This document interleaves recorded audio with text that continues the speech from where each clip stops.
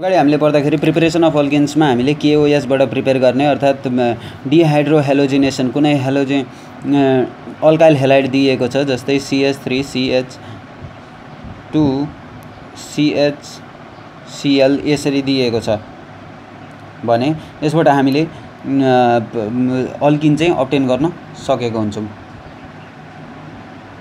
Alkene obtain गर्न सक्छौँ हो। यसमा चाहिँ अब हामीलाई E2 रियाक्सनको बारेमा पनि सोधिएको हुन्छ E2 रियाक्सन अथवा यसको मेकानिजम E2 रियाक्सन कसरी भएको हुन्छ यसको मेकानिजम र मेकानिजममा काइनेटिक्स परिहाल्छ काइनेटिक्सको लागि फिजिकल केमिस्ट्रीको थोरै बेस चाहिन्छ अनि दोस्रो भनेको ओरिएन्टेसन र रिएक्टिभिटीको कुरो आउँछ। अगाडि नै ओरिएन्टेसन र रिएक्टिभिटीको कुरो अगाडि पनि गरिसकेको छ र पनि यहाँनेरि त्यसलाई चाहिँ बेसिक मानेर अब चाहिँ अलिकति कम्प्लेक्स टपिकमा छिर्दैछौँ।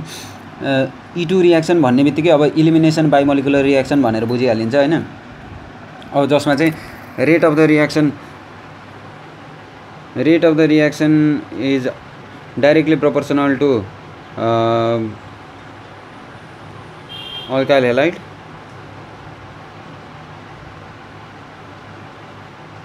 ब्र्याकेटमा बेस। अब यसलाई चाहिँ इजिकल्स टु हाल्नु पर्यो भने यहाँनिर कन्स्ट्यान्ट हाल्नुपर्छ। के भनेको चाहिँ के हो भन्दाखेरि त्यही के भन्नु प्रोपोर्सनालिटी कन्स्ट्यान्ट भनौँ न। Concentration of substrate that is alkyl halide and base यी दुईटा चिजमा हाम्रो E2 रियाक्सन चाहिँ बेस भएको हुन्छ। यति बुझ्यो। अब काइनेटिक्सको बारेमा कुरा गरौँ। यसको काइनेटिक्स कस्तो हुन्छ। अब CH3CH3Br CH2CH3 मा जब हामीले अल्कोहोलिक KOH हाल्छौँ तब हामीलाई दुईटा प्रोडक्ट दिइरहेको हुन्छ भन्ने कुरो थाहा छँदैछ। यो इलिमिनेट भएको हुन्छ K ले इलिमिनेट गरेको हुन्छ र यो OH गएर कुनै यो हाइड्रोजन या फिर यो हाइड्रोजन या फिर यो हाइड्रोजन जुन हाइड्रोजनलाई पनि एट्याक गरिदिन सक्छ र यसले बनाइदिन सक्छ दुई खालका चिजहरू। यो हाइड्रोजनलाई र यो हाइड्रोजनलाई एट्याक गरेर बनाउनु भनेको एउटै प्रोडक्ट बनाउनु हो। त्यसरी यो यतातिरबाट एउटा बन्डिङ ल्याउन सक्छ यतातिरबाट अर्को बन्डिङ ल्याउन सक्छ। अर्थात् भन्नुको मतलब के हो भने CH3 डबल बन्ड CH यो एउटा फर्म हुन सक्छ भने अर्को के फर्म हुन सक्छ CH3 double bond CH3 single bond CH2CH3 यो फर्म हुन सक्छ। र यसमा बाइ प्रोडक्ट के बन्छ भन्ने कुरा थाहा छँदैछ होला KX बनेको हुन्छ अर्थात् यहाँ यसको केसमा के बन्छ KBr र H2O। Rate of the reaction भनेपछि यो कन्सेप्ट अनुसार रेट अफ रियाक्सन के चीजमा भर पर्ने रहेछ त भन्दाखेरि rate rate is equals to K times alkyl halide. Alkyl halide भनेको के छ CH3 CH3 Br CH2 CH3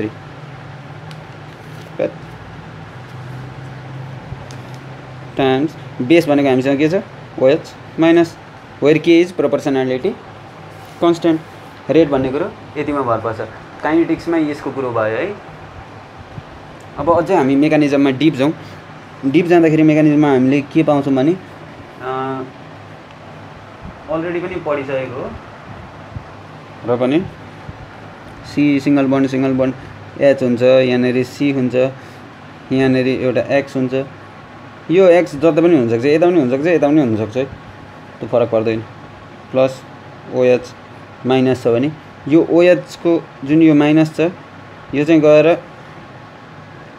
यो यसको यो जुन हाइड्रोजन छ यो हाइड्रोजनसँग कम्बाइन हुन्छ। X सँग आएर त के कम्बाइन हुन्छ नि त के कम्बाइन हुन्छ। त्यसैले यो X को कुरा हेर्ने हैन के सुरुमा OH सँग हेर्ने।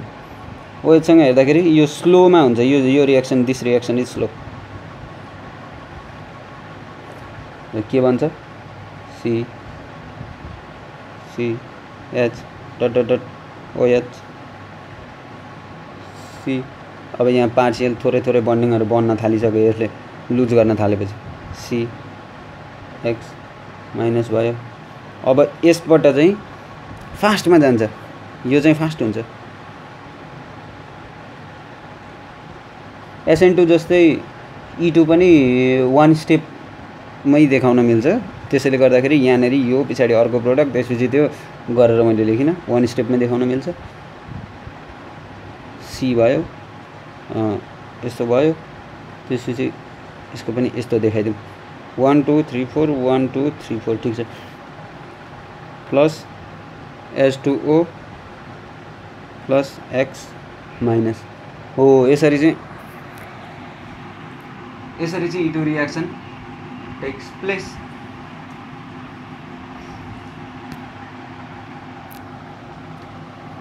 अब यहाँ चाहिँ जुन बेस छ OH माइनस कता छ, OH minus,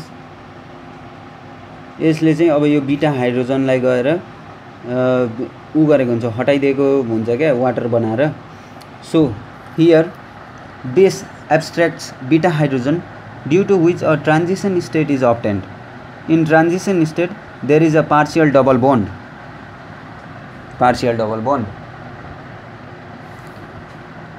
between two carbon atoms.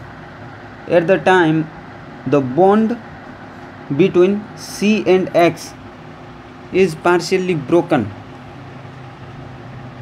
सुरुमा आएर हाइड्रोजनले यहाँ एट्याक गरेपछि यहाँनिर डबल बन्ड पार्सियली फर्म हुन्छ, जस कारणले गर्दा यो विक भएको हुन्छ क्या, जस कारणले गर्दाखेरि केले आएर यो एक्सलाई बोकेर टपक्क लगिहाल्छ। Is partially broken down when a complete double bond formed between two carbon atoms, bond between C and X is completely broken.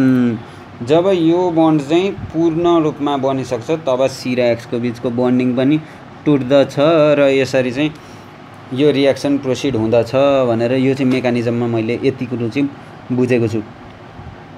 र अर्को कुरो भनेको यसमा इनर्जी प्रोफाइल डायग्राम काइनेटिक्समै कुरा गर्नु पर्थ्यो, अहिले पनि गर्दा केही बिग्रिदैन। प्रोग्रेस अफ रिएक्सन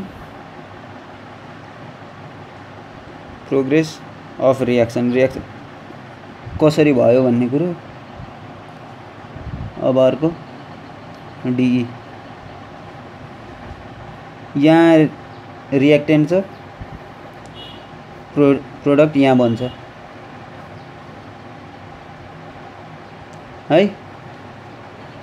सी र के को बिचमा भइरहेको छ भन्दाखेरि सी एक्स,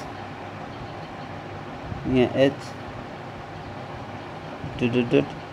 OH माइनस भनिरहनु पर्दैन, यसो गरेर इलस्ट्रेट गर्ने। Energy profile diagram for E2 exothermic reaction.